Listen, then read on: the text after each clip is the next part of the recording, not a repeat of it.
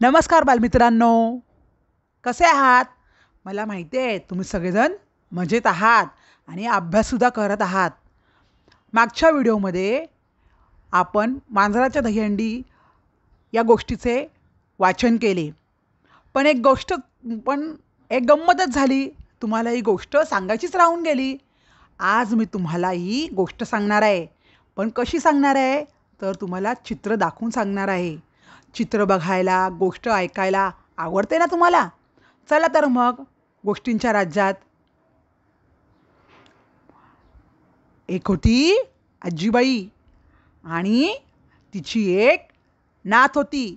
नातीचं नाव होतं माधुरी. आता नात म्हणजे काय रे?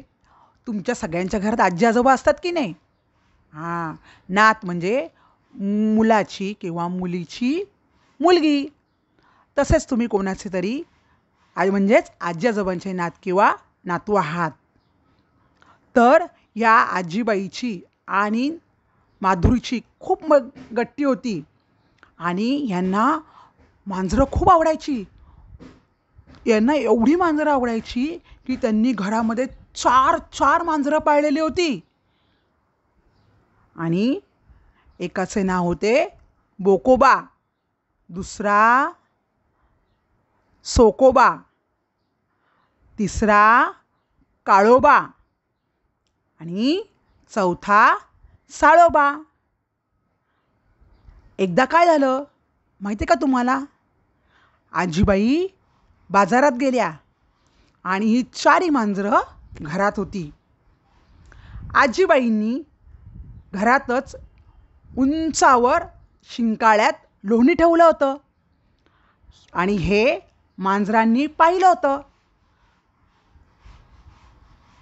मग हे लोणी मिळवायचं कसं? त्यांची तर सभाच भरली. जर उडी मारली तर सगळा बेत फुकट जाईल. मग काय? बोकोबाने बोलावले सोकोबाला. सोकोबाने हाक मारली काळोबाला आणि साळोबाला. आता बोकोबा, सोकोबा, काळोबा, साळोबा सगळेजण एकत्र जमले. पण मग हे लोणी मिळवायचं कसं आणि लोणी मिळवण्यासाठी काय करायचं यासाठी हे चौघेही विचार करू लागले. सगळेजण विचार करायला लागले. पण छोटा साळोबा फार हुशार होता. तो सांगू लागला, बोकोबा, आपण एकावर एक असे उभं राहूया.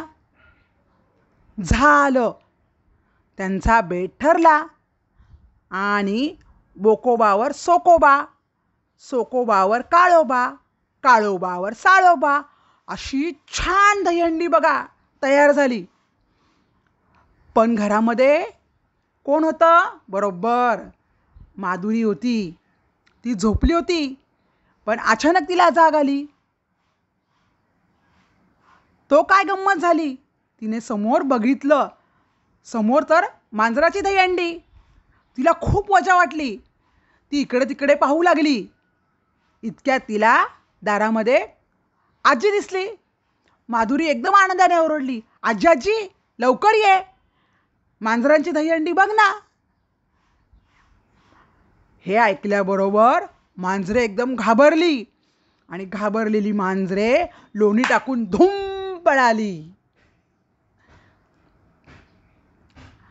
आता आईने उंचावर ठेवलेला खाऊ मिळवण्यासाठी तुम्ही काय करता हे तुम्ही तुमच्या शब्दात वहीत लिहायचंय आणि मला दाखवायचंय.